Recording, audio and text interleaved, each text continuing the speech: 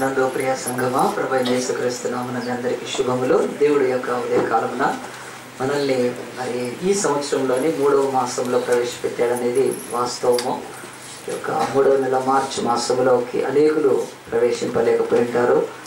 అనేకులు మరి వయసును బట్టి మరణించిన వారు, మరి ప్రమాదాల్లో మరణించిన వారు, అంతేకాకుండా నిర్లక్ష్యంతో మరి తమ బ్రతుకును ఎండేంజర్ చేసుకొని మరణించి మార్చిలోకి రాలేకపోయిన వారు ఉన్నప్పటికీ, ఇంకొంతమంది ఏమాత్రము కూడా మరి ఆ యొక్క మరణ అపేక్ష లేకుండా చక్కగా బ్రతుకుదామనుకున్న వాళ్ళు ముష్కర్ల చేతిలో, దుర్మార్గుల చేతిలో, మరి బాంబ్ బ్లాస్ట్లో చనిపోయిన వాళ్ళు కూడా ఈ మార్చిలోకి వారు ప్రవేశించలేదు. కనుక మనమందరము మార్చి మాసంలోని మొదటి ఆదివార పునరుత్థాన దినమున మన ప్రాణప్రియుడైన యేసును ఆరాధించడానికి, ఆయన కనపరచడానికి దేవుడు ఇంకొక అవకాశం మనకి ఇచ్చాడని మాత్రం నమ్ముతూ, మనకంటే మరి వారికంటే మనం నీతిమంతులం కాదని, ఇంకా నీతిమంతులు అవ్వటానికి దేవుడిచ్చే కృపాకాలం మాత్రమే మనకి సంవత్సరంలో ఇంకొంత ఇవ్వబడిందని మనం నమ్ముతున్నాం. కనుక దేవుని సన్నిధిలో ఈరోజు వాక్యాన్ని ధ్యానిస్తాం. మనము మరి వాక్యంలోకి వెళ్ళక ముందు ఒక చిన్న విషయము, ఈ యొక్క దిల్షునార్ ప్రాంతంలో ఈ వారం అంతా కూడా ఇక్కడ బైబిల్ స్టడీస్కి దానికి దీనికి నేను వస్తున్నా. మరి దిల్షునార్ ప్రాంతంలో నుంచి అటు నుంచి దాటుకుంటూ వస్తున్నప్పుడు ఆ బస్ స్టాండ్కి ముందు నుంచి మా ఇల్లు దిల్షునార్లోనే కనుక బ్రిలియంట్ స్కూల్ దగ్గర ఉంది. కనుక అక్కడ నుంచి బయలుదేరి వస్తున్నప్పుడు మొత్తం లైట్లు చీకటిగా ఉంది. మరి చీకటిగా ఉంటే మరి ఆ లైట్లు పోయినాయి, ఆ స్ట్రీట్ లైట్స్ అనుకుంటే బహుశా మరి ఏంటో తెలియదు, కానీ లైట్ అయితే కరెంట్ అయితే పోయింది.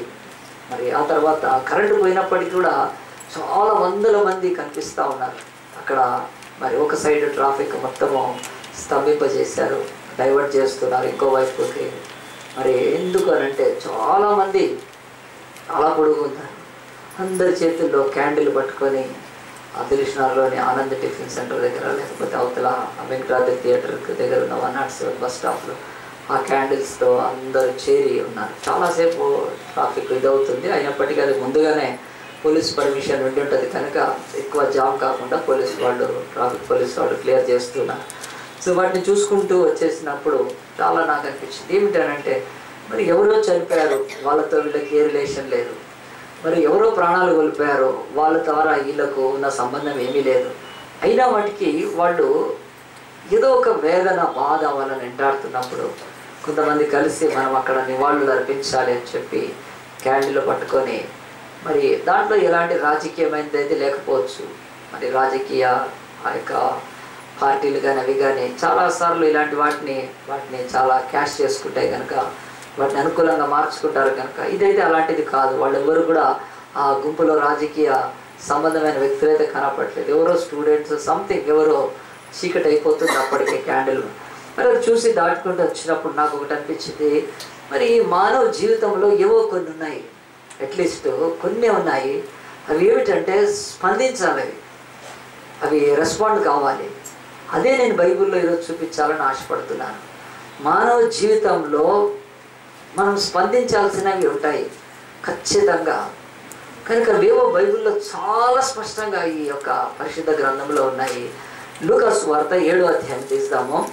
లూకా సువార్త 7వ అధ్యాయం తీస్తే అక్కడ మానవుల జీవితాల్లో ముక్కు మొహం ఎరగని వారి కొరకు క్యాండిల్ పట్టుకొని పోవడం అంటే ఏదో వాళ్ళలో ఒక తపన, ఆవేదన ఉంది. మరి ఆ యొక్క తమ ప్రియులను కోల్పోయారనే కాదు, అసలు వాళ్ళు ఎవరో తెలియదు కూడా. అసలు అలాగ ఉన్నప్పుడు దేవుని యొక్క వాక్యము మన జీవితాల్లో చూద్దాము. లూకా సువార్త దేవుని యొక్క వాక్యం 7వ అధ్యాయంలో మనం స్పందించాల్సిన ఏరియాస్, ఆ యొక్క విషయాలను వాటిని బైబిల్ ఎత్తి చూపిస్తుంది. లూకా సువార్త 7వ అధ్యాయంలో ఆయన తన మాటలన్నీ ప్రజలకు సంపూర్తిగా వినిపించిన మొదటి వచనం నుంచే, తర్వాత కపెర్నహూములోనికి వచ్చెను. ఒక శతాధిపతికి ప్రియుడైన దాసుడొకడు రోగి అయి చావ సిద్ధమైండెను. శతాధిపతికి యేసును గురించి విని ఆయనకు వచ్చి తన దాసుని స్వస్థపరచవలనని ఆయనను వేడుకొనుటకు యూదుల పెద్దలను ఆయన యొద్దకు పంపెను. వారు యేసు వద్దకు వచ్చి, నీ వలన ఈ మేలు పొందుటకు అతడు యోగ్యుడు, అతడు మన జనులను ప్రేమించి మనకు సమాజ మందిరం తానే కట్టించినని ఆయనతో చెప్పి మిక్కిలి బతిమాలుకొని, కావున యేసు వారితో కూడా వెళ్ళెను. ఆయన ఇంటి దగ్గరికి వచ్చినప్పుడు శతాధిపతి తన స్నేహితులను చూచి, మీరు ఆయన దగ్గరికి వెళ్ళి, ప్రభువా, శ్రమ పుచ్చుకొనవద్దు, నీవు నా ఇంటిలోనికి వచ్చుటకు నేను పాత్రులను కాదు. అందుచేత నీ యొద్దకు వచ్చుటకు పాత్రుడని నేను ఎంచుకొనలేదు. అయితే మాట మాత్రం సెలవేమో, అప్పుడు నా దాసుడు స్వస్థపరచబడును అని చెప్పి, ఇదిగో ఈ యొక్క శతాధిపతి గురించి బైబిల్లో ఈ భాగం రాయబడింది. ఇక్కడే కాదు, ఇది మత్తయి సువార్త 8వ అధ్యాయంలో కూడా మరి 2వ భాగంలో ఉంటుంది. సో కొన్ని రిపీట్ అయినాయి, కొన్ని రిపీట్ కాలేదు. కానీ ఒక దగ్గర రాయబడింది, ఇంకో దగ్గర రాయబడ్డప్పుడు కొంచెం విభిన్నంగా రాయబడ్డప్పుడు అది రైటా ఇది రైటా అంటే కాదు, అది రైటు ఇది రైటే, కానీ అక్కడ విడవబడ్డాయి, ఇక్కడ మరి కలపబడతాయి అంతే. పరిశుద్ధాత్మ దేవుడు సంపూర్తిగా చేసి రాశాడు. మరి యేసు ప్రభు ఈ భూమి మీద ఉన్నప్పుడు ఆయన 30 సంవత్సరాలు సిద్ధపడ్డాడు సేవకి. కనుక మరి చాలామంది సిద్ధపాటు అంటే యేసు దగ్గర 30 years ఆయన ఈ లోకంలో మిషన్ కొరకు శిలువ యాగం ద్వారా రక్షణ తీసుకొని రావడానికి, కరుణ కటాక్షాల ద్వారా కత్తి చేయలేంది ఆయన, ఖడ్గం చేయడానికి వచ్చిన ఆయన ఆ యొక్క 30 సంవత్సరాల తర్వాత సేవలోకి వచ్చి మరి ఆయన యూదయ గలిలయ సమరయ ప్రాంతాలు తిరుగుతున్నప్పుడు అనేకులను స్వస్థపరుస్తున్నాడు, అనేకులను బాగు చేస్తున్నాడు, అనేకుల నుంచి దయ్యాలు వెలగొడుతున్నాడు. సూచక్రియలు, అద్భుత క్రియలు, భూమి పుట్టినది మొదలుకొని ఏ నరుడు చేయలేనివి దైవమైన నరుడు, పాప కర్మ జన్మ పాపము లేకుండా పుట్టిన యేసుక్రీస్తు చేస్తున్నాడు. మరి అలాంటి సమయంలో ఒక యూదుల యొక్క మీద అధికారిగా మాత్రమే కాదు, కానీ అతడు రోమా సైన్యము లేకపోతే రోమా ప్రభుత్వం ద్వారా శతాధిపతిగా నియమిపడిన ఒక సెంచురియన్, మిలిటరీ ఆఫీసర్ కనుక 100 మంది మీద ఉన్నాడు. కనుక శత అంటే 100, అధిపతి 100 మందికి అధిపతి కనుక సెంచురీ అంటే 100, సెంచురియన్ అంటే వాళ్ళ మీద అధికారం కలిగిన వాడు, ఆఫీసర్. సో కనుక అలాంటి ఒక మిలిటరీ ఆఫీసరు, సైనిక అధికారి, శతాధిపతి, ఆయన యొక్క జీవితంలో ఒక 2 సంగతులు 3 సంగతులు మనం నేర్చుకోవచ్చు. మన జీవితాలలో ఈయనను చూచి బైబిల్ రాసిందంటే ఇతను యూదుడు కాదు, ఇతనికి ధర్మశాస్త్రం తెలియదు, ఇతడు మరి ఇదిగో యూదులు ఆచరించే ఆ యొక్క యెహోవా దేవుణ్ణి వాళ్ళ మందిరాలకు వెళ్ళినవాడు కాదు, వాళ్ళ ఆచారాలను వాళ్ళ పండగలను మరి ఎరిగినవాడు కాదు. తను అక్కడ నియమింపబడ్డాడు, ఆ పోస్టు ఇవ్వబడింది అతనికి. మిలిటరీ ఆఫీసర్గా ఆ ప్రాంతంలో శాంతి సమాధానాలు, లా అండ్ ఆర్డర్ అతని చేతిలో ఉంటాయి కనుక మరి కావలసిన సహాయాన్ని అనుగ్రహిస్తూ మరి అక్కడ మంచి శాంతి, సౌభ్రత్వము, సమాధానం ఉండే రీతికి ఆ ప్రాంతం మీద ఆయన అధికారి. ఏదైనా తేడా వస్తే వాళ్ళను ఎత్తి తీసుకొని పోయి లోపడేసేసే శక్తి, వాళ్ళని బంధించి చెరసాల్లో పెట్టే శక్తి, చంపడానికైనా వెనకాడకుండగా మరి ఆనాడు వాళ్ళకి ఇవ్వబడిన అధికారంలో ఈ సెంచురియన్, ఈ శతాధిపతి జీవితంలో చదివిందంతా ఉంది ఇక్కడ. ఆయన కొంతమంది పెద్దలను కలిసి, యూదులైన పెద్దలను కలిసి వాళ్ళని ఏం చేస్తున్నాడంటే యేసు యొద్దకు పంపిస్తున్నాడు. యేసు యొద్దకు ఎందుకు పంపిస్తున్నాడు అంటే, యేసుక్రీస్తు దగ్గరికి వెళ్ళి నా కొరకు ప్రార్థన చేయండి, నేను ఈ సెంచురియన్ పోస్ట్ చేసి విసిగిపోయాను, రేపు 2014లో ఎలక్షన్స్ వస్తున్నాయి, ఎమ్మెల్యే సీట్ దొరికేటట్టు నాకు కొంచెము ప్రార్థన చేయమండి అని అడగలేదు. లేకపోతే నేను సెంచురియన్గా ఉన్నాను, దీనికంటే ఇంకా పై అధికారము, నాకు ప్రమోషన్ రావాలి కనుక నా కొరకు ప్రార్థన చేయండి అని చెప్పనలేదు. లేకపోతే ఇంకా నీచముగా ఈరోజు ఉండే ఈ యొక్క కుళ్ళిపోయిన ప్రభుత్వాలలో ఉన్న మనకు ఇలాగ ఆఫీసర్లు ఎవరిదైనా పంపించారంటే డబ్బు గుంజటానికి, నువ్వు ఇంత డబ్బు నాకు పంపించు, లేకపోతే నీ యాక్టివిటీస్ నేను బైండ్ చేసేస్తానని ఆ యొక్క అరటి పండ్లు అడుక్కునే వాడి దగ్గర నుంచి, అమ్ముకునే వాడి దగ్గర నుంచి వాడి వెనక అడుక్కునే పోలీస్ డిపార్ట్మెంటు ఈరోజు మనం చూస్తున్నాం. రోడ్డు మీద కూడా ఈవెన్ వెండర్స్ దగ్గర, వాళ్ళ దగ్గర కూడా మరి వసూలు చేసుకుంటూ ఉంటారు ఈ యొక్క అధికారులు. మరి అలాంటిది యేసుప్రభు దగ్గరికి ఎందుకు పంపించాడు? యేసుప్రభు దగ్గరికి వెళ్ళి, యేసుప్రభు నువ్వు చాలా సేవ చేస్తావు, అంతా బాగుంది, నీ దగ్గర డబ్బు కూడా బాగుంటుంది కనుక నువ్వు ఏదైనా నాకు డబ్బు ఇయ్యి అని చెప్పి అలాగ నాకు పీడించడానికి శతాధిపతి పంపలేదండి వాళ్ళని. కనుక ఆయన గురించి ఎన్ని రకాల ఆలోచన ఏమీ లేదు కనుక స్పష్టం బైబిల్లో. సో ఎంతమంది ప్రభుత్వ అధికారుల మీద ఇతను మోడల్గా ఉన్నాడండి. హల్లెలూయా! ఎంత మోడల్గా ఉన్నాడు ఈయన. యేసు ప్రభు దగ్గరికి పంపించినప్పుడు పెద్దలు వెళ్ళి యేసు దగ్గరికి వెళ్ళి రికమెండ్ చేస్తున్నారు. ఈరోజు చాలామంది రికమెండ్ చేయరండి. చాలామంది పెళ్లి సంబంధం గురించి పాస్టర్ దగ్గరికి వస్తే మేము రికమెండ్ చేయలేము. ఎందుకనంటే ఆ వ్యక్తి చర్చకు రాడు, పెళ్లి సంబంధం కొరకు మాత్రమే ఆ రోజు ఫోటో తీసుకొని వస్తాడు సిగ్గు లేకుండా. ఏదో చక్కగా పాస్టర్ ఎట చేస్తామంటే అనుకుంటాం, సిగ్గు అసలు లేదు. ఏనాడు చర్చిలో కనిపించలేదు, ఏనాడు చర్చిలో వాక్యం చెప్పి ఏ రోజు కూడా దేవుడి వాక్యానికి కానీ ఏమీ లేదు అసలు, ఏనాడు కానికిచ్చిన మొహం కూడా కాదు. కానీ ఏం చేస్తాడంటే పాస్టర్ నా అందం చూసేసి కదా, నా ఉద్యోగం చూసేసి పాస్టర్ రికమెండ్ చేసి ఏమి చేయడు, పాస్టర్ చింపి అవతల పడేస్తాడు. నాలాంటి పాస్టర్ ఎందుకు నీకు పెళ్ళి ఎందుకు, అసలు ఈ చర్చ ఎందుకు, పోయి ఏదైనా www.comలో కొట్టుకొని చేసుకోపోయి ఎవరితో తీసుకొని పోయి చర్చికి వస్తే ఆ పాస్టర్ రికమెండ్ చేయాలంటే ఎట్లా చేస్తాడు? దొంగ పాస్టర్లు అయితే చేస్తారు వాళ్ళ తల్లిదండ్రులను చూసి. కానీ చర్చికి రానోడు, బలలో చేయి వేయనోడు, బైబుల్ చదవలేనోడు, పాట పాడలేనోడు, చప్పట్లు కొట్టలేనోడు, చేతులు ఎత్తలేనోడు, బతుకులో సాక్ష్యం లేనోడు, వాడి గురించి ఒక పాస్టర్ ఏం రికమెండ్ చేస్తాడండి? ఈ బాబు మంచోడు అంటే దేన్ని చంపుకొని? మనస్సాక్షిని చంపుకొని చెప్పాలి. ఎందుకంటే ఆ అమ్మాయి తల మెడకాయ కోసినోడు అవుతాను. ఆ అమ్మాయి ఏమనుకుంటుంది అంటే ఒక పాస్టర్ చెప్పాడు కదా అని చేసుకుంటుంది. తర్వాత ఆ అమ్మాయి బతుకు నరకం అయిపోతుంది. సో అమ్మాయి అయినా సరే మాకు ఇచ్చినప్పుడు ఆ అమ్మాయి చర్చకు వస్తుందా లేదా చూసి అసలు ఎలాంటిదో చెప్పి రికమెండ్ చేయాలండి. కనుక ఏదో డబ్బులు దొరుకుతాయి కదా అని చెప్పి రికమెండ్ చేసే వాళ్ళల్లో చాలామంది నాలాంటి వాళ్ళు ఉండరు కనుక చెప్తున్నాను. శతాధిపతి పెద్దల దగ్గరికి వెళ్ళాడు. వాళ్ళు ఎవరు పెద్దలు? యూదుల్లో పెద్దలు వాళ్ళు. వాళ్ళు చాలా నిష్ఠ కలిగిన వాళ్ళు. వాళ్ళకు బాధ్యత ఉన్నది చర్చ్ మీద, సమాజం మీద, సంఘం మీద. అలాంటి అల్కా మల్కా వాళ్ళు కాదు కనుక వాళ్ళను చెప్పినప్పుడు శతాధిపతి వెళ్ళి యేసు దగ్గరికి వెళ్ళాడు. అంటే బైబిల్ చెప్తుంది శతాధిపతికి ఎంత మంచి ఆ యొక్క రికార్డు ఉంది. అతడు ఎంత మంచివాడో అతని యొక్క జీవితంలోని మంచితనము కళ్ళారా చూస్తున్నారు. చాలామంది అలాంటి వాళ్ళు ఉంటే చెప్తాంలే అని చెప్పి ఏదో సాగు చెప్పి మాకు యేసు ప్రభు కలవలేదు, నా తర్వాత కలుస్తా అన్నాడు, ఏదో చెప్పొచ్చు. కానీ వాళ్ళు వెళ్తున్నారండి రికమెండ్ చేయడానికి. గుర్తుపెట్టుకోండి, మన బతుకుల్లో ఎవరైనా మనం రికమెండ్ చేయాలంటే మన సాక్ష్యం బాగుండాలి, మన లైఫ్ సరిగ్గా ఉండాలి. అప్పుడు తప్ప దేవుని యొక్క బిడ్డలు చేయరు సార్. నీ జీవితంలో ఒక చిన్న రికమెండ్ చేయాలంటే నీ జీవితంలో అలాంటిది ఉండాలి. దేవుడి యొక్క వాక్యం చెప్తుంది శతాధిపతిని సంఘ పెద్దలు, రిలీజియస్ పీపుల్ యేసు దగ్గరికి వెళ్తున్నారు. వెళ్ళినప్పుడు దేని గురించి వెళ్ళారు అని చెప్పాను. ప్రమోషన్ గురించి కాదు, డబ్బు గురించి కాదు. ఇంకది ఆయన ఇంటిలో ఒక దాసుడు ఉన్నాడు.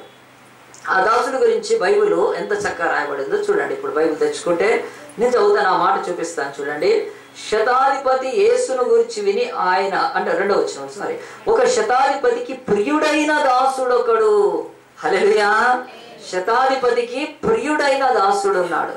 చాలా మటుకు మరి దాసులు యజమాని ప్రేమించాలి, యజమానికి లోబడాలి, యజమానికి కానీ యజమానులకు అలాంటి ఇది ఏమీ లేదు. వాళ్ళు ఎవరినంటే ఇచ్చేసి పనికి పెట్టుకున్నారు, డబ్బులు ఇచ్చేస్తారు. కానీ శతాధిపతికి ఆ దాసుడు ప్రియుడు అంటే ఎట్లా ఉన్నాడు?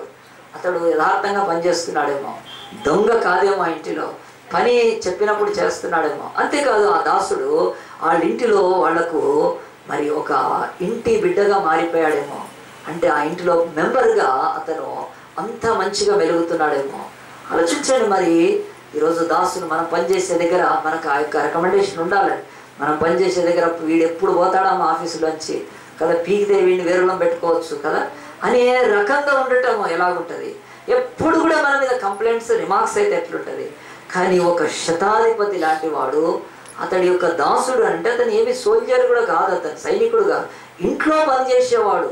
కనుక ఈరోజు కూడా పోలీస్ ఆఫీసర్ ఇంట్లో ఎంతోమంది పనిచేస్తారు, కానీ పనిచేసేదంతా పోలీసులే కదండి.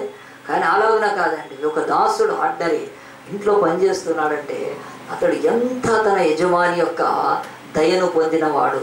మరి ఆలోచించండి. ఈరోజు మనం కూడా పనిచేసే దగ్గర మనం పనిని యథార్థంగా చేస్తే, మన పనిని నమ్మకంగా చేస్తే, మన పనిలో నిపుణతను కనపరిస్తే, మన పనిలో మనము ఆ యొక్క కావలసిన సంస్థకు దోహదపడి దాన్ని అభివృద్ధిలోకి తీసుకొస్తే నిజంగా ఎందుకు ప్రేమించారంటే, కానీ ఎక్కడ మన పని విషయంలో అలాంటిది లేకపోతే పరీక్షించుకోండి. బైబిల్ చెప్తుంది శతాధిపతి దాసుడు శతాధిపతికి ప్రియుడుగా ఉన్నాడు.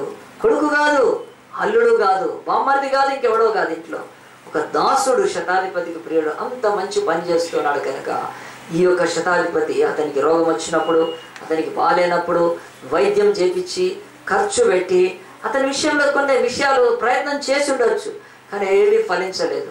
కనుక వెంటనే అతడు డిట్రేట్ అయిపోతున్నాడు. తన కళ్ళ ముందు రోజు రోజుకి అతని యొక్క ఆరోగ్య పరిస్థితి క్షీణిస్తుంది కనుక చచ్చిపోతాడు.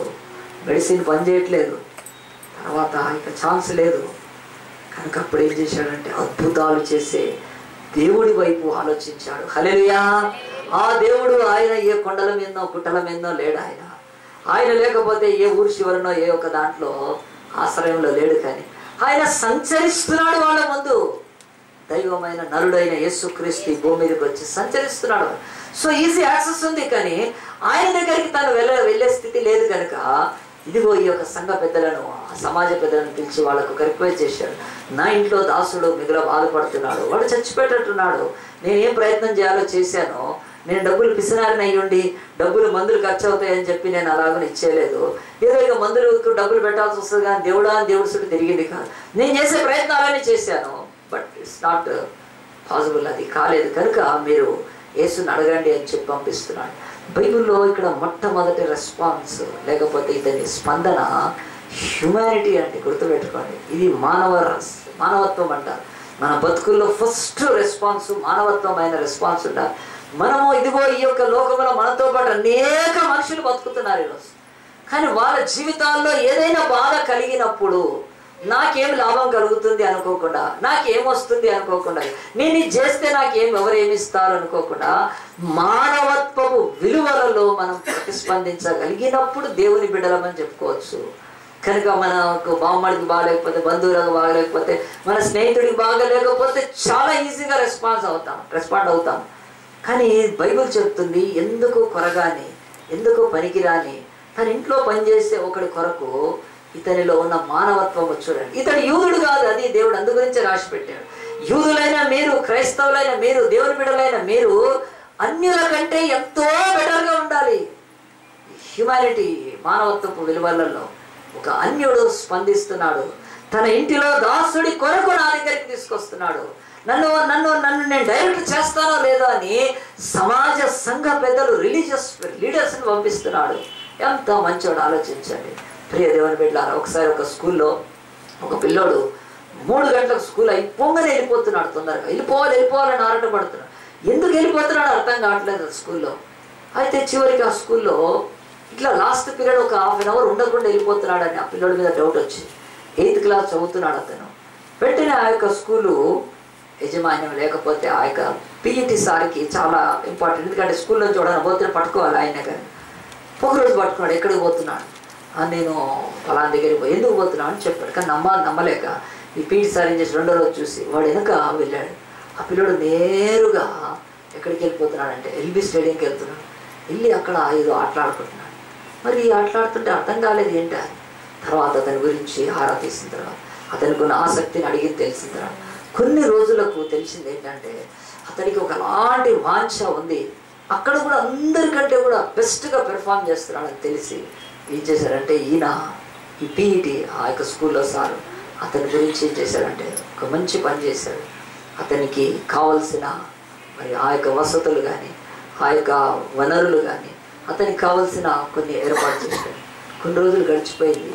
ఆ తర్వాత సడన్గా ఆయన విషయము ఆలోచించినప్పుడు ఆ యొక్క పిల్లవాడు పేరు పేపర్లో వచ్చేసిందని. పేపర్లో వచ్చేసిన తర్వాత అందరికీ తెలిసింది ఏమిటంటే అతడు హైదరాబాద్ నుంచి ఢిల్లీకి వెళ్తున్నాడు. ఢిల్లీకి ఎందుకు వెళ్తున్నాడు? ఢిల్లీ ట్రైన్లో వెళ్తాడో, ఈవెన్ ఫ్లైట్లో అయితే వెళ్ళకపోవచ్చు, కానీ మంచి ఫస్ట్ క్లాస్ ట్రైనో లేకపోతే సెకండ్ క్లాస్ వాళ్ళ జీవితాల్లో అలాగున్న ప్రయాణం చేసే అంత ఇది లేదు. కనీసం హైదరాబాద్ పక్కనున్న ఒక వరంగల్ కిల్లాకి వెళ్ళి చూసే అంత కూడా స్తోమత లేనివాడు, బహు పేదలు వాడు. కానీ ఢిల్లీలో మరి అతను వెళ్తున్నప్పుడు ఆ యొక్క స్టేషన్లో అందరు వచ్చి కలిసి అతను దండలేసి పంపించడానికి సిద్ధపడ్డప్పుడు ఆ పిల్లోడి గురించి పేపర్ బాగా కవర్ చేసింది. ఏంటి, ఏ స్థితిలో ఉన్నాడు, ఇప్పుడు ఏ స్థితిలోకి వచ్చాడు, ఎక్కడికి వెళ్తున్నాడంటే ఢిల్లీలో మరి ఆ యొక్క ఇంటర్ స్టేట్ హ్యాండ్బాల్ కాంపిటీషన్స్కి సెలెక్ట్ అయ్యాడు. మన రాష్ట్రంలో ఉన్న అన్ని జిల్లాల్లోంచి కలిపి సెలెక్ట్ చేస్తే కనీసము ఈ తెలంగాణ ప్రాంతంలో 6 డిస్ట్రిక్ట్స్లోంచి సెలెక్ట్ అయింది ఆ ఒక్క పిల్లోడే. ఆ పిల్లోడి పేరు ప్రవీణ్ అండి. వాళ్ళ యొక్క తల్లి ఇండ్లలో పనిచేసుకుంటుంది. వాళ్ళ నాన్న మేస్త్రి. బంజారా హిల్స్లో రోడ్ నెంబర్ 4లో ఉంటారు వాళ్ళు. మరి ఆ యొక్క స్థితిలో ఉండి గతి ఆ యొక్క ప్రభుత్వ పాఠశాల ఉంది అక్కడ, దాని పేరు. దాంట్లో 8th క్లాస్ చదువుతూ పొద్దున్నే పేపర్ వేస్తాడు, స్కూల్కి వెళ్తాడు, చదువుకుంటున్నప్పుడు హ్యాండ్బాల్ ఆడుతున్నప్పుడు అతనికి ఎవరో చెప్పారు ఎల్బీ స్టేడియం దగ్గరికి వెళ్తే హ్యాండ్బాల్ నేర్చుకున్నారు. అక్కడ పోయి ఆడిన తర్వాత అక్కడ కూడా సెలెక్టర్స్ బాగా ఆడుతున్నాడు. కానీ నువ్వు ఈ టైంకి రావాలి అని చెప్పారు. కానీ స్కూల్లో నుంచి బయలుదేరి బంజారా హిల్స్ నుంచి ఆ యొక్క లాల్ బహదూర్ స్టేడియం ఆ యొక్క ప్రాక్టీస్ చేసేదాకా రావాలంటే టైం సరిపోదు. లేట్గా వస్తే తీసుకోరు టైం మెయింటైన్ చేయకపోతే. మరి వేరే స్కూల్స్ లాగా పర్మిషన్ తీసుకొని అదంతా తెలియదు ఆ పిల్లోడికి. కానీ ఆ స్కూల్లో ఉండే ఆ యొక్క పీఈటీ ఆయన ఏదో గౌడ్ అండి, ఆయన పేరు నేను చక్కగా నోట్ చేసుకున్నాను. ఆయన పేరు జగన్మోహన్ గౌడ్. జాతీయ హ్యాండ్బాల్ పోటీలకు పేపర్ బాయ్ అని. ఇతని గురించి చదివినప్పుడు నాకు చాలా బాగా అనిపించింది. ఒక మేస్త్రి, ఒక తల్లి ఇండ్లలో పనిచేసుకునే వాళ్ళ కొడుకు ఈరోజు నేషనల్ హ్యాండ్బాల్ టీంకి మన ఏపీకి రిప్రజెంట్ చేస్తున్నాడు. ఇది ఎట్లా జరిగింది అని అంటే, ఈ స్కూల్లో పనిచేస్తున్న ఆయన పేరు వెంకటేష్ జగన్మోహన్ గౌడ్ అనే ఈయన మానవత్వంతో స్పందించాడని.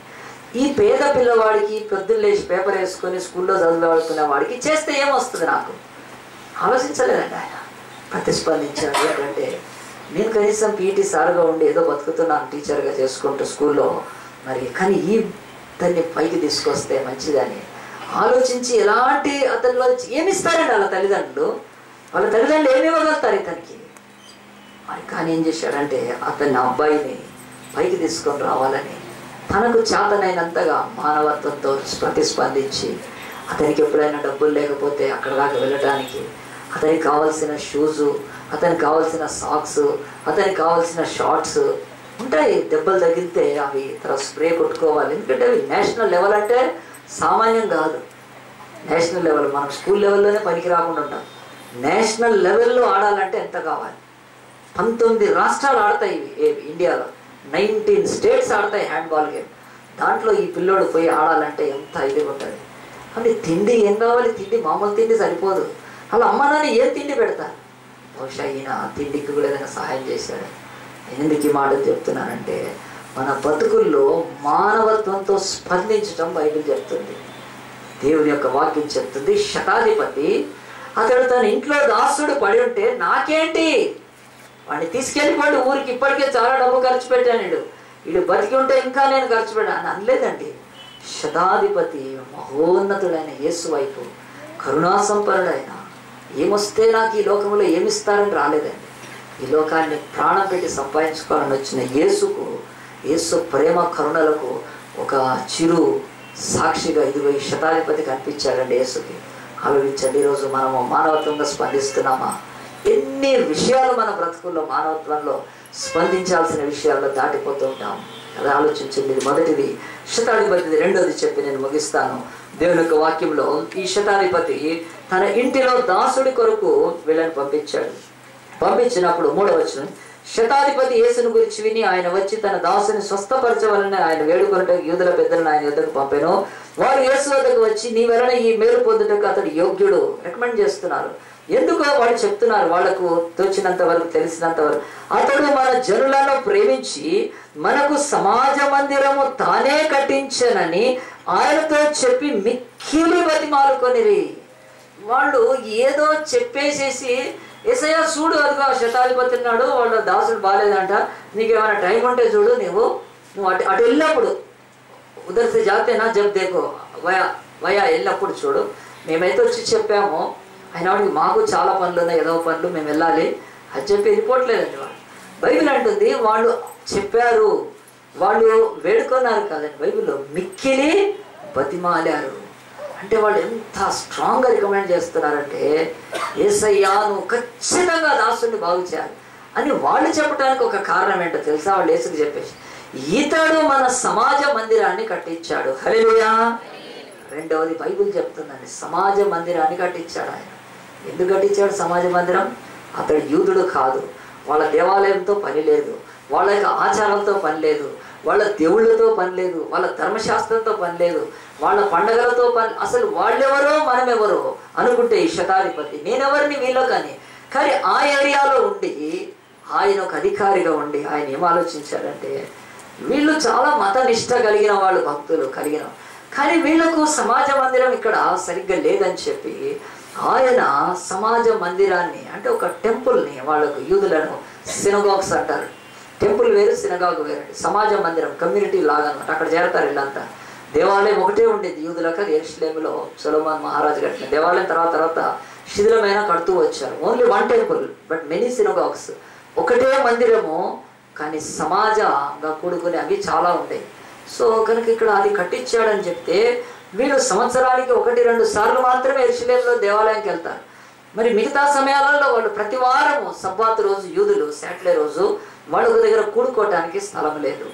ఇప్పుడు మనకు కూడా చాలా మటుకు స్థలం లేక ఇది రెంట్కి తీసుకున్నాం.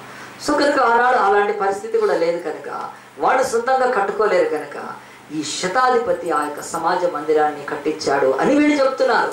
ఆయన వచ్చి చెప్పుకోవట్లేదు, లేకపోతే రికార్డ్స్ చూసి చెప్పట్లేదు, డొనేషన్ బుక్లు చూసి చెప్పట్లేదు, లేకపోతే ఆ సమాజ మందిరం దగ్గర వెళ్ళి ఈ యొక్క మన క్రైస్తవేతరులకు ఉండే పిచ్చి ఈరోజు దేవుడి యొక్క బిడ్డలకు కూడా రాళ్ల మీద పేర్లు ఉండాలి కదండి, రాళ్ల మీద పేర్లు ఉండాలి.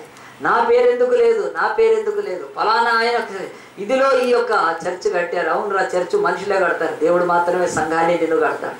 అక్కడ పేరున్నంత మాత్రాన అయిపోతా. దాని కొరకు ఈరోజు సంఘాల్లో ఎన్నో పోరాటాలు.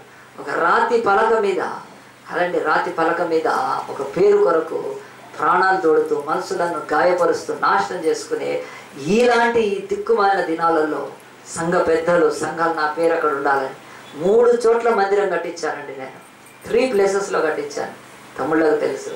ఒక చోట ఫస్ట్ 2003లో నేను మందిరం కట్టించినప్పుడు 70 మంది పాస్టర్లు వచ్చారు గట్కేశ్వర్లో. మీరు బాప్తిసాలు తీసుకున్న వాళ్ళంతా వచ్చారు. అక్కడ స్టార్ట్ అవుతుంది, చర్చ్ స్టార్ట్ అవుతుంది, ఇంకా ఇనాగ్రేషన్ స్టార్ట్ కావాలి. అప్పుడు పాస్టర్ గారు నేను పిలిచిన పెద్ద పాస్టర్ గారు వచ్చారు. ఆయన దాదాపు 100 సంఘాలకు పైన కట్టాడు. ఆయన 100 మందిరాలకు పైన కట్టించాడు. పిలిచిన తర్వాత ఆయన రాకముందే అసిస్టెంట్లు ఏం చేస్తున్నారంటే నా చెప్పాలి, ఏది రిబ్బన్, ఏది where is ribbon, ribbon church డోర్కి పెట్టాను. నేను రిబ్బన్ ఏముండదు అన్న.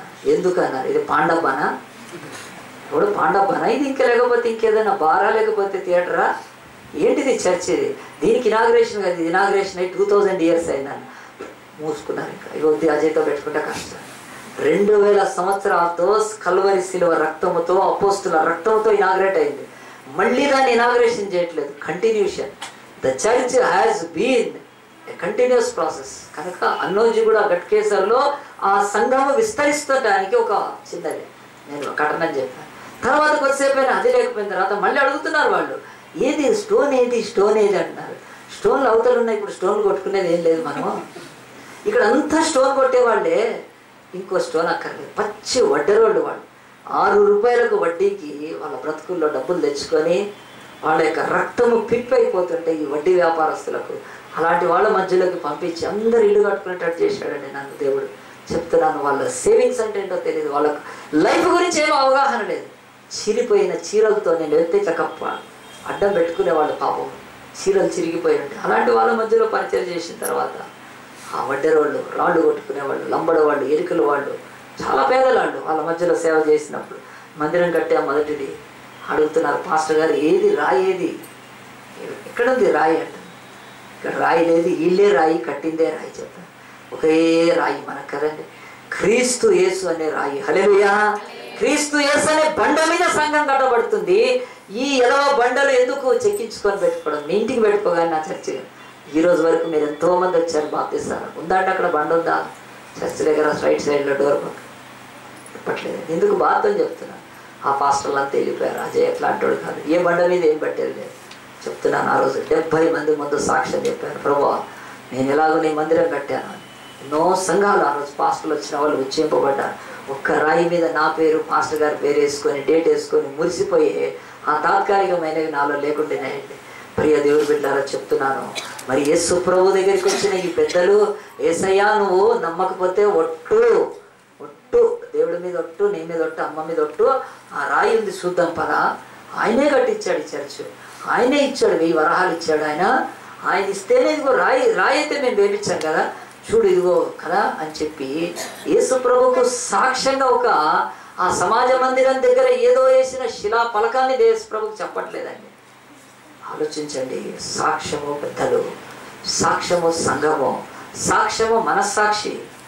కరెక్ట్గా వాళ్ళు చెప్తున్నారు, అయ్యా అతడు ఈ పనికి అతని దాసుని నువ్వు స్వస్థపరచడానికి యోగ్యుడయ్యా అని చెప్తున్నాను. ఆలోచించండి, ఒక మందిరము కట్టించాడు. ఎందుకు ఈ మాటలు చెప్తున్నాను ఆలోచించండి. ఒకసారి ఒక వ్యక్తి నా దగ్గరకు వచ్చి ఏమడుగుతున్నాడు అంటే, బ్రదర్ మీరు నాకు ఒక హెల్ప్ చేయాలని. ఏం హెల్ప్ బాబు, లేకపోతే 500 1000 కదా, మనకు హెల్ప్ అంటే ఇదేనండి ఎప్పుడు కదా, హెల్ప్ అంటే ఇంకా మ్యామ్యానే కదా, కాదు ఆయన డబ్బులు అడగటానికి రాలేదు. ఆయన అడిగితే ఏంటి కదా అంటే, ఏం లేదు కదా నాకేం చేయాలో తెలియబట్టలేదు. ఏమైంది చెప్పానన్న, నాకు ఒక లెటర్ రాసియాలన్నాడు. ఏమని రాసియాలి అని కదా, ఏమని రాసి, నువ్వు మంచోడివి, నీకు ఎవరైనా పిల్లని ఇవ్వచ్చా అని. కాదు కాదని పెళ్ళి కూడా అయ్యిందండి. ఆయన ఒక పాస్టర్, ఆయన నా దగ్గరికి వచ్చి అడుగుతున్నాడు, ఒక లెటర్ రాసి ఎందుకనంటే ఎందుకు అని అడిగారు. అంటే మా ఊరిలో మాకు ఈ చర్చ్ ఆ యొక్క మందిరం కట్టుకోవడానికి ల్యాండ్ ఇవ్వడానికి మరి ఆ యొక్క సర్పంచ్ పిలిచాడు. నాకు లెటర్ డ్రాఫ్ట్ చేయడం రాదు, అందు గురించే మీరు సరే అని చెప్పి నేను లెటర్ హెడ్ ఉందా అన్న. లెటర్ హెడ్ లేదన్న. మరి లెటర్ హెడ్ లేకపోతే ఎట్లా అని చెప్పి అతన్ని లెటర్ హెడ్ తయారు చేయించి ఆ లెటర్ హెడ్ మీద లెటర్ డ్రాప్ చేసి సంతకం అతనితో పెట్టించి సంఘస్థుల సంతకాలు పెట్టించి దాన్ని తీసుకెళ్ళి ఇస్తే 1000 గజాల స్థలం ఇచ్చాడండి. హల్లెలూయా. ఎక్కడో కాదు, హైదరాబాద్ నుంచి వరంగల్ పోయే రోడ్లో మేడిపల్లి దాటినాక నారపల్లి అని ఉన్నాయి. చాలా మందికి తెలుసు నారపల్లి. ఎన్నో ఇంజనీరింగ్ కాలేజెస్ ఉన్నాయి. గట్కేసర్ రోడ్లో వెళ్తే ఆ యొక్క బీబీ నగర్ రోడ్లో ఇప్పుడు ఎన్నో కాలేజీలు, నేను సేవ చేస్తున్నప్పుడు ఒక 3-4 కాలేజీలు మాత్రమే ఉండినాయి, కానీ ఇప్పుడు చాలా కాలేజీలు వచ్చేసినాయి. ఉప్పల్ నుంచి వెళ్తాను. ఆ నారపల్లిలో 1000 గజాలు సర్పంచ్ ఇచ్చాడు.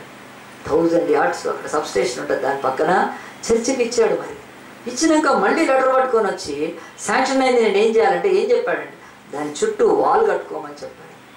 కాంపౌండ్ వాల్ కట్టుకో నువ్వు అని చెప్పినప్పుడు ఆ తర్వాత నా దగ్గర నేను ఇక్కడ సేవ చేస్తున్నాను, నా సంఘం డబ్బులు తీసి నీకు ఇవ్వడం కాదు, నేనైనా కొంత సహాయం చేస్తాను, కానీ మీ చర్చ్ వాళ్ళందరూ కలిసి రైజ్ చేసుకోండి డబ్బులు చేసి చుట్టూ కూడా ప్రహరీ కొరకు ఫౌండేషన్ వేసి ఇచ్చాడు. వాళ్ళు చెయ్యను లేదు. ఆ తర్వాత ఆ స్థలం వెనక్కి తీసుకున్నా మళ్ళీ ఒక 300 గజాలు ఇచ్చారు. దాంట్లో బోరు కూడా వేపిస్తే ఇప్పుడు అక్కడ ఒక మందిరం అని. అప్పుడు ఈరోజు రవి రాలేదు, కానీ రవి నేను వెళ్ళి ఒకసారి ఫాస్టింగ్ ప్రేయర్లో వాక్యం చెప్పొచ్చాం. ఎందుకు ఈ మాటలు చెప్తున్నానంటే ఈరోజు మన బ్రతుకుల్లో 2వ స్పందన రిలీజియస్ స్పందన. రిలీజియస్గా మనం రెస్పాండ్ ఏమవుతున్నాం, ఇది చాలా ఈ శతాధిపతి మానవత్వముతో ఆ మానవీయ కోణములో తన దగ్గర పనిచేసే ఒక దాసుడి కొరకు, భార్య కొరకు కాదు, బిడ్డల కొరకు కాదు, ఇంకెవడో బంధువు కొరకు కాదు, తన ఇంట్లో పనిచేసే వాడికి అంత ప్రేమ చూపించాడంటే స్వస్థత విషయమై అతనిలో మానవత్వ స్పందన మంచిగా ఉందండి అతనిలో శతాధిపతిని. 2వది అతని బ్రతుకులో తన చుట్టూ ఏవో మతాలు ఉంటాయి, ఈ లోకంలో ఉండకపోవు, ఎప్పటి నుంచో ఉన్నాయి అనాదిగా, ఇక ఉంటాయి కూడా మతాలు, మట్టి కలిసిపోతున్నాయి, కానీ అయినప్పటికీ కూడా ఫెయిత్తో కూడింది ఎవరికి ఏదో ఇంపార్టెంట్ ఉంటుంది. అతడు యూదుడు కాని అన్యుడై ఉండి యూదుల యొక్క మందిరము కొరకు స్పందించాడు రిలీజియస్గా. వాళ్ళ రిలీజియస్ నీడ్ అతడు రెస్పాండ్ అయ్యాడు. బైబిల్ చెప్తుంది కదా, ఈ యొక్క మందిరం కట్టిస్తే నాకేమొస్తుంది సమాజ మందిరం అని సినగోగును ఆయన కట్టించడానికి వీళ్ళు చెప్తున్నారు అతను కట్టించాడని. ఆలోచించండి, నారపల్లిలో ఒక హైందవుడు హిందువు, మరి అతను క్రిస్టియన్స్కి ఒక చర్చికి ల్యాండ్ ముందుకు వచ్చి ఇచ్చాడు. అతను ఎన్నో విలేజెస్ అక్కడ దాదాపు నేను తిరుగుతూ ఉండేవాడిని పరిచయం చేసినప్పుడు, రికమెండేషన్స్ ఇది చూసి మేము తర్వాత పెట్టాం, కానీ ఎంతోమంది స్పందించారండి. కానీ మన బ్రతుకులో రిలీజియస్గా ఉందా ఈరోజు ఆలోచించండి. 1994లో నేను కప్పాపహాడ్ అని ఒక విలేజ్కి వెళ్ళేవాడిని అండి. ఇబ్రహీంపట్నం దగ్గర నుంచి ఇంటీరియర్గా దాదాపు 4-5 కిలోమీటర్ల లోపలికి వెళ్ళాలి. 2 కిలోమీటర్లు దాటిన తర్వాత అక్కడ అస్సలు రోడ్డు ఉండదు, మట్టిలో. అప్పుడు నా కజిన్కి ఎల్ఎంఎల్ వెహికల్ ఉండేది. నాతో ఈ యొక్క మినిస్ట్రీ స్టార్ట్ చేసిన తమ్ముడు అబ్రహాము, అతడికి బుల్లెట్ ఉండేది, వాళ్ళ వెహికల్ మీద తీసుకెళ్ళేవారు నన్ను. అక్కడ వాకింగ్ చెప్తే కప్పాపహాడ్ అని ఒక గ్రామంలో ఇబ్రహీంపట్నంలో, మరి ఆ యొక్క ఇబ్రహీంపట్నం నుంచి ఇంకా ముందుకు వెళ్తుంటేనే ఆగపల్లి నుంచి రైట్కి వెళ్ళిపోవాలి. అక్కడ ఉన్న కప్పాపహాడ్ గ్రామంలో వాకింగ్ చెప్పి 20 మందికి బాప్తిసం ఇచ్చాను. ఇచ్చిన తర్వాత రక్షింపబడ్డారు. కనీసం మైక్ లేదు, కూర్చొని పాటలు పాడుకుంటే. ఒకరోజు నేను వెళ్ళే వరకు అక్కడ మైక్ కనిపిస్తుంది కొత్తది, మెగాఫోన్ మైక్లు అని కనిపిస్తాను. నేను ఎట్లా కొన్నారు, ఎవరిచ్చారు మీకు అంటే, అదిగో చూపిస్తున్నారు, ఆడ కూర్చున్నాడు చూడు ఆయన పెద్ద మనిషి, ఎవరంటే ఆ ఊరు సర్పంచ్ అండి. అరే వీళ్ళు ప్రార్థన చేసుకుంటున్నారని చెప్పి ఒక మైక్ డొనేట్ చేశాడండి. ఆశ్చర్యపోయాను నేను. దేవుడు చూడండి, అతడు యాక్చువల్గా ఈజ్ నాన్ క్రిస్టియన్, అసలు ఇవ్వాలని ఏమీ లేదు అతను, కానీ ఒక సర్పంచ్గా ఊర్లో ఉండి ఏదో వీళ్ళు పాపం చేసుకుంటున్నారు, ఆరాధనకి వాళ్ళకి మైక్ లేదు అని ఒక మైక్ కొనిచ్చాడండి వాళ్ళకు. చెప్తానండి, నేళ్ళకు కూడా 94లో నేను ఇంకా అప్పుడు ఫుల్ టైం మినిస్ట్రీలోకి రాలేదు, నేను జాబ్ చేస్తూనే సేవకు వెళ్ళేవాడిని ఆదివారం కనుక. చెప్తున్నాను, అప్పట్లో ఆయన యొక్క స్పందన ఎలాగుంది. ఈరోజు శతాధిపతి తన యొక్క యూదుల కొరకు ఆయన ఒక మందిరాన్ని కట్టించాడు. ఆలోచించండి, ఈరోజు నీ జీవితంలో రిలీజియస్ స్పందన ఏముంది? మత సంబంధంగా అనుకుందాం. అసలు ఈ చర్చికి ఏదైనా కావాలన్నా, ఈ చర్చికి ఏదైనా అవసరం ఉందన్నా చెవులో దూది పెట్టుకొని వీళ్ళు వెళ్ళిపోవడమేనా?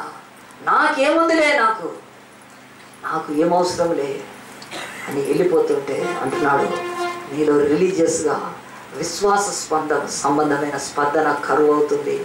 ఆలోచించి, ఒక అన్యుడు రేపు శతాధిపతి, రేపు కోట్ల మంది దేవుని బిడ్డల మీద నేరస్థాపన చేస్తాడు. మీరు దేవుని బిడ్డలా? నేను దేవుని బిడ్డను కాదు, నాకు దేవుడు తెలియదు, రక్షకుడు తెలియదు. కానీ నేను ఆనాడు యూదుల సమాజ మందిరాన్ని కట్టించడానికి ముందుగా మీకేమైందని రేపు నేరస్థాపన చేస్తే ముఖం ఎక్కడ పెట్టుకుంటాం మనం ఆలోచించండి. దేవుని యొక్క ప్రియ దేవుని బిడ్డలారా, దేవుడు అంటున్నాడు, స్పందన మన జీవితాలలో ఎలా ఉన్నది? నారపల్లిలో ఒక అన్యుడు సర్పంచ్ చర్చికి ల్యాండ్ కొరకు ముందుకు వచ్చి ఇచ్చాడు. ఆయన సహాయం చేయడానికి ఇష్టపడుతున్నాడు. ఈరోజు మన దేవుని బిడ్డలమై మనం రిలీజియస్గా ఏమి రెస్పాండ్ అవుతున్నాం? ఒక ఇదే కాదండి, ల్యాండ్ అయితే మాత్రమే కాదు, రిలీజియస్గా మన బ్రతుకుల్లో ఒక పాట నేర్చుకోవాలని, ఒక బుక్ కొనుక్కోవాలని, ఒక బైబిల్ మంచిగా పెట్టుకోవాలని, ఒక మంచి క్రిస్టియన్ సీడీ మా పాటలను మన దగ్గర పెట్టుకోవాలని, రిలీజియస్గా మన స్పందన ఒకరోజు చర్చికి టైంకు రావాలని, చర్చిలో ఏదైనా మీటింగ్ అయితే దాని వైపు ఆలోచన చేయాలని. ఇది ఎక్కడండి? ఇది రిలీజియస్గా మనలో ఉండే స్పందన. ఎక్కడో మరి వాళ్ళ దేవాలయం మీద ఏదైనా చేశారంటే దేశమంతా అట్టుడికి పోతే, ఎవరైనా దేవాలయం మీద ఇంత పడేస్తే వాళ్ళంతా రిలీజియస్గా ఎట్లా ఇది అవుతున్నారు? వాళ్ళలో అంత స్పందన కలిగించే ఆత్మ కంటే మనం పరిశుద్ధాత్మ ద్వారా ఎంత స్పందించాలి అసలు మన దేవాలయం గురించి, లేకపోతే మన మందిరాల గురించి ఆలోచించండి. చూసి చూడనట్టు, అంటి అట్టున్నట్టు యాజకులు లేవీలు ఆ యొక్క పడిపోయిన ఒక దొంగలతో కొట్టబడ్డ వాటిని చూసి వెళ్ళిపోయినట్టు ఈరోజు మనం ఉంటున్నామా? ఆలోచించండి. మూడోది ఒక్క మాటలో చెప్పి నేను ముగిస్తాను, మెసేజ్ అయిపోయింది. శతాధిపతి జీవితంలో ఒక్కటి, ఇది కూడా నేర్చుకొని ముగిస్తాము. దేవుని యొక్క వాక్యంలో 7వ అధ్యాయంలో తర్వాత దేవుని యొక్క వాక్యంలో చూడండి, ఆయన యొక్క సన్నిధిలో ఇతడికి ఉన్న ఇంకొక విషయాన్ని బైబిల్ చెప్తుంది. స్పందన 6వ వచనంలో, కావున యేసు వారితో కూడా వెళ్ళాను. ఆయన ఆ ఇంటి దగ్గరికి వచ్చినప్పుడు శతాధిపతి తన స్నేహితుని చూచి, మీరు ఆయన యొద్దకు వెళ్ళి, ప్రభువా, శ్రమ పుచ్చుకొనవద్దు, నీవు నా ఇంటిలోనికి వచ్చుటకు నేను పాత్రుడను కాను, అందుచేత నీ యొద్దకు వచ్చుటకు పాత్రుడని నేను ఎంచుకొనలేదు. అయితే మాట మాత్రము సెలవిమ్మో, అప్పుడు నా దాసుడు స్వస్థపరచబడును. హల్లెలూయా. మూడోది బైబిల్ ఒకటే చెప్తుంది. మూడవ స్పందన ఫెయిత్. ఇది ఫెయిత్. అతనికి ఎలాంటి ఫెయిత్ ఉందో తెలుసా అండి? యేసు వచ్చి తాకి కూర్చొని అది పూసి ఇది పూసి, బాబు లేవు కదా అని కొడతా ఉంటారు కదా పనికి మాలిన డాక్టర్లు అంతా కూడా కదా, వచ్చి కొట్టి అది చేసి లేపి ఏదో కాదండి, ఇట్లా వస్తేనే, తాగితేనే, ముట్టుకుంటేనే, లేకపోతే ఆయిల్ ఒకటి పట్టుకొస్తారు పాస్టర్ ప్రార్థించి. ఏ ఆయిల్ కదండి, ఈ ఆయిల్ అమ్ముకునే వాళ్ళు ఎక్కువైపోయారు హైదరాబాద్. ఎక్కడండి ఈ శతాధిపతి సిగ్గు తెచ్చుకోమంటున్నాడు ఈరోజు క్రిస్టియన్స్ని. ఈ నిజాం కాలేజ్ గ్రౌండ్లోకి వెళ్ళేవాళ్ళు ఇంకెక్కడెక్కడికి పోతున్నారు? నూనె అమ్ముకునే వాడి దగ్గరికి, ఖర్చులు అమ్ముకునే వాడి దగ్గరికి అచ్చంగా అరగంట అడుక్కునే టీవీ ప్రోగ్రాములు నమ్ముతున్నారు. No word of God. ఏం చెప్పాడు శతాధిపతి? అరే, 1 లీటర్ నూనె తీసుకోపోండి, సార్ని కూర్చోబెట్టండి నూనె మీద, ఆయన నూనె ఇచ్చేస్తాడు, ఆ నూనె తెచ్చి పోయమన్నాడా? చెప్పండి, శతాధిపతి ఏం చేస్తున్నాడండి? శతాధిపతి అంటున్నాడు, యేసయ్యాను మాట సెలవిస్తే ఇట్స్ ఎనఫ్. ఈరోజు నూనె బాటిల్ పట్టుకొస్తారు. బ్రతుకులో కడగబడాల్సింది హృదయము. నూనె ఏమీ చేయలేదు మన బ్రతుకుల్లో. నూనె ఏమి మారుస్తుందండి? మరి బైబిల్లో ఒక వచనం నాకంటే ఎక్కువ తెలిసినట్టు మాట్లాడతారు. బైబిల్లో నూనె ఉంది కదా అంటే, ఆ నూనె ఉంది కనుక వాళ్ళంతా ఎదవలు నూనె అమ్ముకోగలుగుతున్నారు. ఆ మాట యాకోబు పత్రికలో రాయబడింది. మీలో ఎవరికైనా రోగం ఉంటే సంఘ పెద్దలు నూనె రాచి ప్రార్థన చేయవాలి. The loss of Holy Spirit, పరిశుద్ధాత్మ యొక్క పోగొట్టుకున్నప్పుడు సంఘం ప్రార్థిస్తే వస్తుంది. కానీ బజార్లో అమ్మే రోడ్లు, అక్కడ అమ్మే నూనె, ఈ నూనె కొనుక్కొని ఏం చేస్తాం? అలాంటి నూనె అమ్మే ఆ యొక్క నెత్తి మీద ఖర్చీపులు పెట్టుకునే వాళ్ళని ఈ చర్చిలో ఒకటి ప్రమోట్ చేస్తున్నాడండి. అది ఇంకా నాకు బాధాకరంగా ఉంది. ఆ దిక్కుమాలినోడు ఈ చర్చి వాళ్ళని చాలా మందిని ఆ ఖర్చీపులు కొనిపించి దాన్ని కొరియర్లో పెట్టి వేరే దగ్గరికి పంపిస్తున్నాడు. మరి వాడి బతుకు ఎట్లా ఉందో నాకైతే అర్థం కావట్లేదు. అలాంటి వాళ్ళ దగ్గరికి ఎందుకు వెళ్తున్నారు? మరి శతాధిపతి అంటున్నాడా, పోయి యేసుప్రభు దగ్గర ఖర్చీపు తీసుకొని రండి, యేసుప్రభు దగ్గర నూనె తీసుకొని రండి, యేసుప్రభు వచ్చి చేయి పెట్టాలి, యేసుప్రభు ప్రార్థన చేయాలి, యేసుప్రభు అది పొయ్యాలి ఇది పొయ్యి, ఏమనట్లేదండి. బైబిల్ చెప్తుంది మనలో స్పందన, విశ్వాస స్పందన లేదు. We have no faith. మన మమ్మీ ఏదని చెప్తే, మమ్మీ అందనుకోండి, స్కూల్కి వెళ్ళేటప్పుడు మమ్మీ పాప చెప్తుంది, మమ్మీ నేను వచ్చే వరకు చికెన్ వండి పెట్టాలి అంటే, మమ్మీ అంటే అంతా పో అంటది. జస్ట్ మాట తీసుకొని వెళ్ళిపోద్దండి. చిన్నోడు ఉంటాడు, డాడీ నేను వచ్చే వరకు నాకు పొలాన్ని రెడీ చేసి పెట్టాను, నా సైకిల్లో టైర్లో గాలి లేదు, గాలి కొట్టించి పెట్టు. మా కొడుకు ఎప్పుడైనా చెప్తాడు, డాడీ నేను వచ్చే వరకు సైకిల్లో గాలి కొట్టి పెట్టాను. అరే అని చెప్పినప్పుడు వాడు ఇంకా ఆలోచించాడు, నేను వాడు వచ్చే వరకు ఆ సైకిల్లో టైర్లో గాలి కొడతా ఆడుకోవటం. మన పిల్లలు వాళ్ళు ఏదైనా సరే నమ్ముతారండి మన మాట. దేవుడు అంటున్నాడు, ఫెయిత్ లేనివాడు ఎవడో ఒకడు గాలిపోయినాడు. రాజకీయ నాయకులు చెప్పినట్టు మీకు అది చేస్తాం ఇది చేస్తాం అనే రాజకీయమైన ఆ యొక్క వాగ్దానాలు చేస్తే ఎవడు నమ్మడు ఈరోజు. కానీ బైబిల్ అంటుంది, ఎవరిక్కడ? యేసుక్రీస్తు. ఆయన వాగ్దానం ఇచ్చే తప్పే దేవుడు కాదు, మాట తప్పని వాడు ఆయన కదా, తన యొక్క మహిమను కనపరిచేవాడు. మరి యేసు మాట ఇచ్చినాక ఆయిల్ బాటిల్ ఎందుకండి? ఆయిల్ ఎందుకు అంటే ఆయిల్ వాళ్ళని మనము అన్నమాట. ఇప్పుడు అమ్ముకునేవాడు అక్కడ ఆయిల్ అమ్ముతున్నాడు, వాడు అది కొబ్బరి నూనె కూడా కాదు, అది వైట్ నూనె అంట. బ్రదర్ చెప్తున్నాడు ఈ చర్చలో, బ్రదర్ అది వైట్ నూనె, తెల్ల కొబ్బరి నూనె కూడా కాదు, అమ్ముకుంటున్నారండి, కర్చీఫ్లు అమ్ముకుంటున్నారు.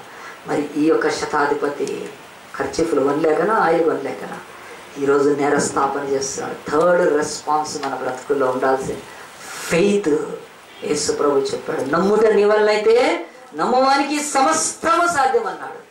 కానీ నమ్మటం నీ వల్ల కాకపోతే కొబ్బరి నూనె అమ్ముకునేవాడికి గొప్ప బిజినెస్ అంతే. ఇంకా కర్చీఫ్లు అమ్ముకునేవాడికి ఆలోచించండి. బైబిల్ అంటుంది, శతాధిపతి అంటున్నాడు, ఆయన స్పందన ఫెయిత్ లేకపోతే ఊరుకోవచ్చండి. కానీ దానికి అడ్డదారులు లేకపోతే ఆ దారులు ఈ దారులు లేవు. మనం బాగుపడాలంటే ప్రభు కృప కావాలి, ఆయన నోట్లోంచి వాక్కు రావాలి, ఆయన మన కొరకు ఆయన ఆలోచించాలంతే. ఈ బిడ్డను నేను బాగు చేయాలంటే దానికి స్పందన ఏంటంటే, దేవా నేను నమ్ముతున్నాను, నీ వాక్యం బోగస్ కాదు, చర్చ్ బోగస్ కాదు. కానీ బోగస్ వాళ్ళు బయట ఉన్నారు, వాళ్ళు కరెక్ట్గా గ్రౌండ్స్లో టీవీలో కనిపిస్తూ ఉంటారు, పచ్చి దొంగలు వాళ్ళు. కనుక వాళ్ళ దగ్గర పోయే కంటే నువ్వు వాక్యంతో కన్నీటితో ప్రార్థన చేసుకుని, శతాధిపతికి ఉన్న విశ్వాసం ఎక్కడ ప్రభా, నాకు నువ్వు మాట మాత్రం సెలవిస్తే ప్రభా అవసరం లేదు. ఎందుకంటే నేను అధికారంలో ఉన్నవాడు, నాకు అధికారం గురించి తెలుసు. నేను ఒకడు వెళ్ళుమంటే వెళ్తాడు, రమ్మంటే వస్తాడు. ఈ అధికారం ఎక్కడి నుంచి వచ్చింది? రోమా సైన్యాధికారి నేను ప్రమాణ స్వీకారం చేసినాక వచ్చింది అధికారం, అంతకుముందు లేదుగా. మళ్ళీ పోస్ట్ వీకితే ఎవడు రమ్మంటే ఇటు చూస్తాడు, ఆ ఫోన్ అయినా అంటారు కదా, పోస్ట్ ఉన్నంత వరకే ఇది. కనుక నేను ఈ పోస్ట్లో ఉంటేనే, ఈ అధికారంలో ఉంటేనే 100 మంది నేను చెప్పినట్టు వింటున్నారు మనుషులు. కానీ నాకంటే కోట్ల రెట్ల అధికారం నీకు దయ్యాలు లోబడుతున్నాయి, ప్రకృతి లోబడుతుంది. నువ్వు నీళ్ళని చూసి ద్రాక్షారసం కమ్మంటే అవుతున్నాయంటే నీ అధికారం ఎక్కడ, మా అధికారం ఎక్కడ? నువ్వు రోగిని చూసి పక్షవాయువు లేవంటే అతన్ని లేపగలుగుతున్నావు, నీ శక్తి నీ అధికారం ఎక్కడ ప్రభా అని ఫెయిత్లో దేవుడి అధికారాన్ని గుర్తించి తన యొక్క దాసుని స్వస్థత పరుచుకున్నాడు. బైబిల్ అంటుంది రెస్పాన్స్. ఈరోజు ఫెయిత్ ఉందా నీలో, నీ బ్రతుకులో? మూడవది, ఇది పర్సనల్ అండి. ఫస్ట్ 2 నేను చెప్పింది, ఫస్ట్ ఇది పర్సనల్, ఇది ఎవరికి వాళ్ళకి. ఎందుకంటే దీన్ని ఎత్తి నేను మరి చెప్పలేను. 2 మాత్రం బేసిక్. ఒకటి హ్యుమానిటీ, మానవత్వంగా మనకు స్పందన, రిలీజియస్గా స్పందన ఉండాలి. ఇది ఫెయిత్. ఇది చర్చిలోకి వచ్చి భక్తిని ప్రాక్టీస్ చేసేవాళ్ళు, ముక్తి కొరకు ఆరాధపడే వాళ్ళలోకి ఉంటే చాలు. కానీ ఇక మిగతా వాళ్ళకి మినిమం 2 లేకపోతే వాళ్ళు చర్చిలోకి వస్తున్నా పోతున్నా ఏమి వాళ్ళ బ్రతుకులు. ఎందుకంటే మనకంటే అన్యులు దీనికంటే ఎంతో రెట్లు బెటర్గా కనిపిస్తున్నారు బైబిల్ చెప్తుంది. చివరిగా 2 మాటలు చెప్పి నేను ముగిస్తాను. అయిపోయింది, వాక్యం అయిపోయింది. కానీ బైబిల్ అంటుంది, యేసును పట్టుకొచ్చారు.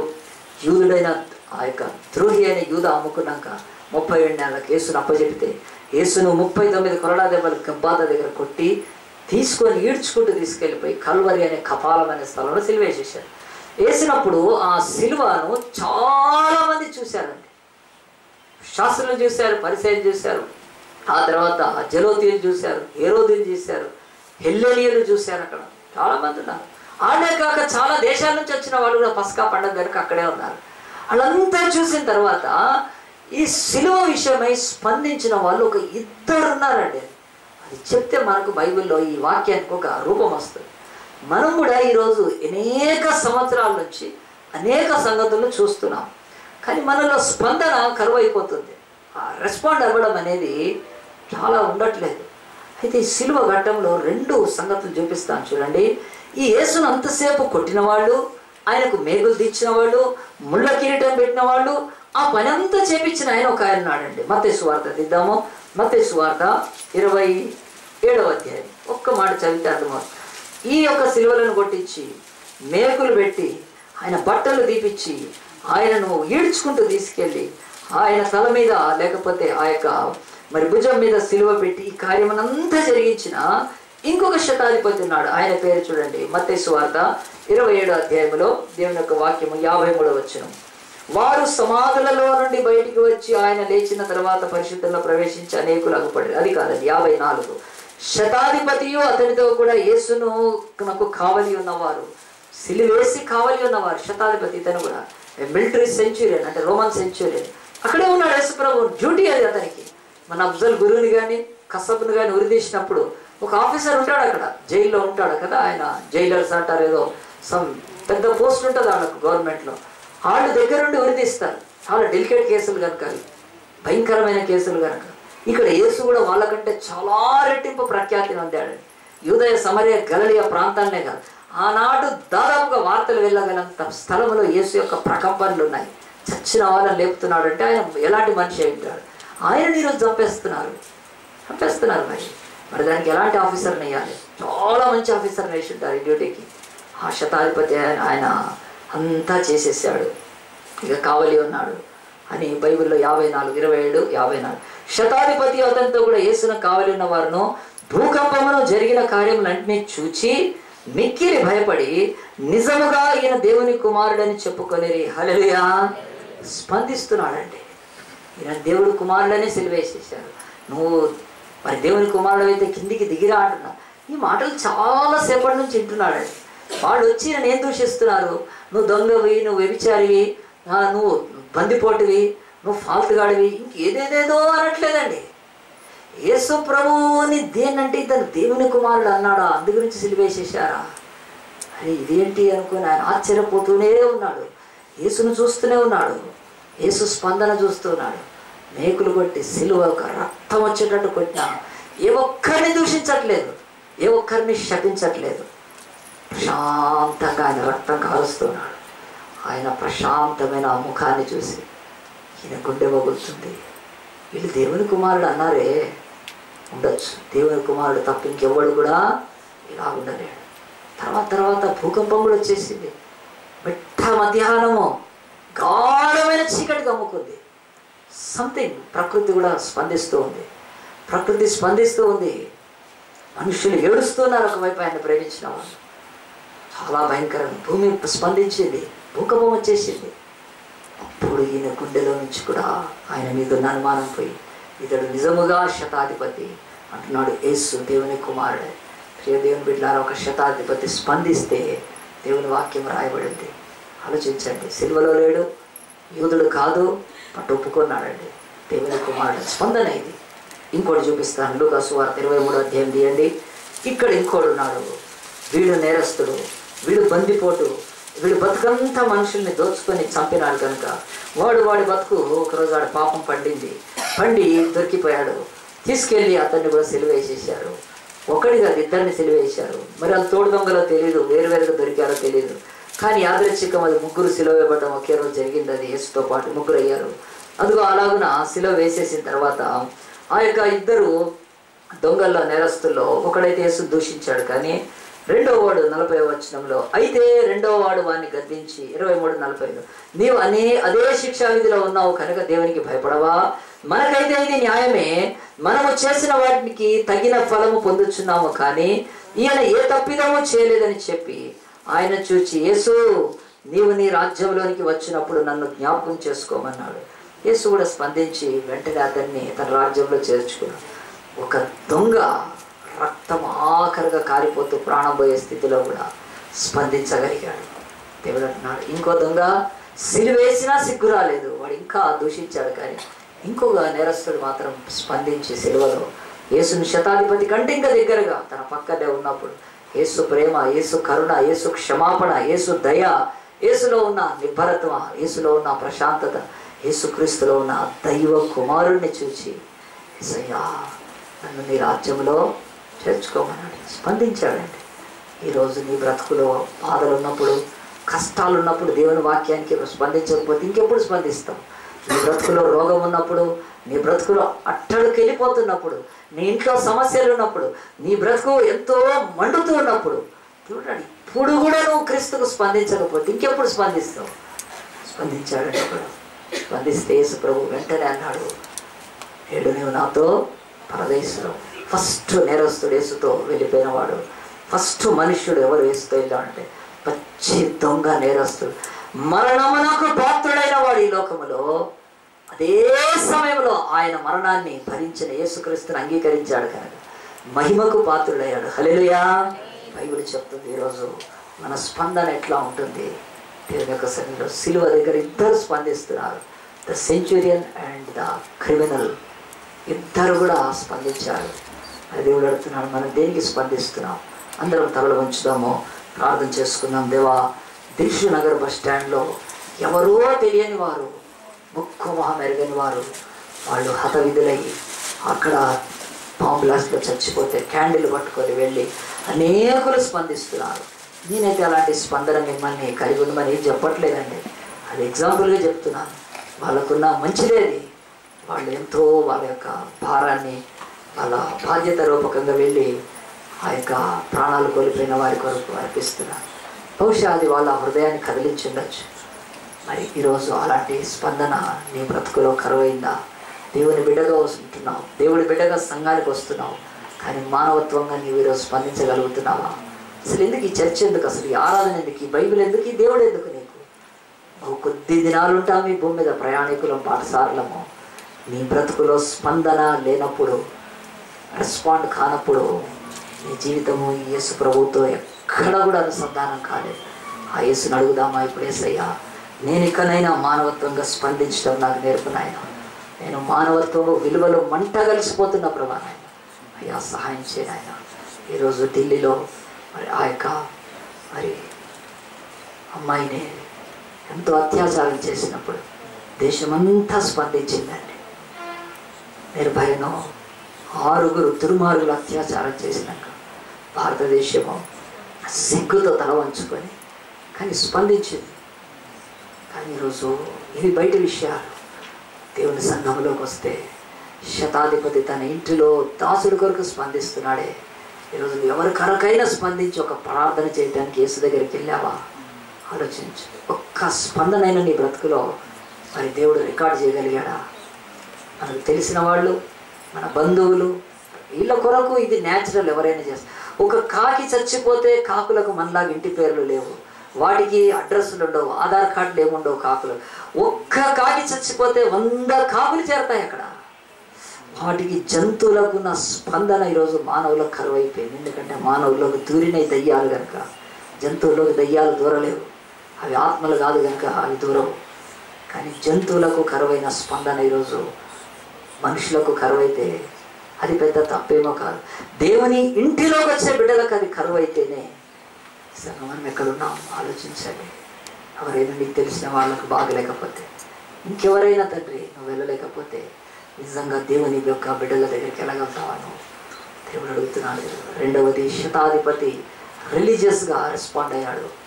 ఆయన అన్యుల యొక్క, అతడు అన్యుడైనా కానీ యూదులు అతనికి అన్యులే కనుక వేరే వాళ్ళ యొక్క మందిరాన్ని కట్టడానికి ఇష్టపడ్డాడు. ఈరోజు దేవుని సన్నిధిలో నిలబడి చెప్తున్నాడు. ఎంతమంది స్పందిస్తున్నారు? 6 ఏళ్ళైతే ప్రార్థన చేశారు. 7వ సంవత్సరంలో మందిరం కొరకు, ఒక స్థలం కొరకు, ల్యాండ్ కొరకు జనవరి 1 నుంచి చెప్తుంటే ఫిబ్రవరి ఎండ్ అయిపోయింది, మార్చి వరకు ఏదో తూతూ మంత్రంగా చేతులు దులుపుకునే ఆఫరింగ్ నువ్వు ఇస్తే నిజంగా నువ్వు స్పందించినట్ట. అసలు ఆ మాత్రం కూడా స్పందించని వాళ్ళు అనేకులు ఉంటే శతాధిపతి అంటాడు, అయ్యో మీరు క్రీస్తు రక్తంతో కడగబడ్డారా? మీ పాస్టర్ ఒక మందిరం కొరకు, స్థలం కొరకు కట్టాలంటే ఏం చేసి కట్టాలి? అతను రక్తం అమ్మే, లేకపోతే ఇంకేమన్నా కిడ్నీలు అమ్మి కట్టాలా? కట్టాల్సి వస్తే కడతానండి, నేనైతే చెప్తున్నాను. బైబిల్ అంటుంది స్పందన ఉండాలి. ప్రియ దేవుని బిడ్డలారా, మరి స్పందన ఎక్కడ? ఒక శతాధిపతి యూదేతరుడు అయ్యుండి యూదుల ఆలయం కొరకు ముందుకు వస్తే ఈరోజు దేవుని రక్తంతో కడగబడి ఆయన ఆశీర్వాదాలను, ఆయన అనుగ్రహాన్ని పొందుకుంటూ మన కుటుంబాల్లో ఒక్క త్యాగపూరితమైన స్పందన మనలో లేకపోతే నిజంగా మనం ఆయన పాటలు పాడచ్చా? ఆయన బలలో చేయవేయచ్చా? అదని ఎంత భయంకరమైంది. ఒక సిస్టర్ చెప్తుంది, ఇదే వేరే చర్చ అయితే పాస్టర్ గారు ఇప్పటికీ డబ్బులు ఎక్కువ వచ్చేసేవి, పాస్టర్ ఆజ్ఞాపిస్తాడంతే, నువ్వు ఇంత తీసుకొని రావాలని లోబడతారు. కానీ నేను అలాంటి పాస్టర్ని కాదు కదా. దేవా నాయన, శతాధిపతిని చూసి ఎట్లా సంతోషపడ్డాడు యేసు, నేను కూడా అలాంటి వాళ్ళని చూసి సంతోషపడతాను. కానీ ఎవరిని అడగడానికి అవసరం లేదు. స్పందన మన బ్రతుకుల్లో ఉండాలి. ఒక అన్యుడైన సర్పంచ్ క్రిస్టియన్స్కి ఒక చర్చ్ ఉండాలని ల్యాండ్ ఇస్తున్నారే, వాళ్ళు తన అధికారంలో అమ్ముకోవచ్చు ఆ ల్యాండ్ని. తనకు సర్పంచ్ కనుక ఆ ల్యాండ్ ఎవరికి కేటాయిస్తే అతనికి ఈజీగా డబ్బు వస్తుంది ఒక సర్పంచ్కి విలేజ్లో. అలాంటిది క్రీస్తు మీద అతనికున్న ఒక అవగాహన స్పందింపచేస్తే క్రీస్తు బిడ్డలమైన మన బతుకులో ఏమవుతుంది? ఈరోజు 31 మార్చికి ఇంకా 20 lakhs కట్టాలి. ఇప్పటికి 50 లక్షలు మరి కడుతూ వస్తే చర్చ్ 10% కూడా రైజ్ చేయలేకపోతే అంటే స్పందన కరువు అంతే. లేక కాదండి, స్పందన కరువు అంతే. మేము ఇవ్వాలని ఏముంది అని అనుకుని ఏమీ లేదు నిజంగా. అంటే ఆ స్పందన గురించి ప్రభు బాధపడుతున్నాడు. ఈరోజు 3వ స్పందన ఫెయిత్. ఎవడో ప్రార్థన చేస్తే, ఎక్కడో చెన్నైకి డబ్బులు పంపిస్తే మనకు ప్రార్థనలకు జవాబు వస్తాయి అనుకోవడము ఎంత వివేకము. డబ్బులు ఇచ్చి ప్రార్థనలకు జవాబు దేవుడు తెప్పించుకోగలిగితే ఈరోజు భూమి మీద కోటీశ్వరులు అందరూ ఫస్ట్ ఉండేవాళ్ళేమో. వాళ్ళు డబ్బులు ఇచ్చి ప్రార్థన చేయించుకునేవాడు. ఈరోజు అలాగున్న డబ్బులకు ప్రార్థనలు అమ్ముకుంటున్న దొంగలు టీవీలో గ్రౌండ్స్లో ఎక్కువైపోయి నూనెను ఖర్చీఫ్లు అమ్ముకుంటున్నారు.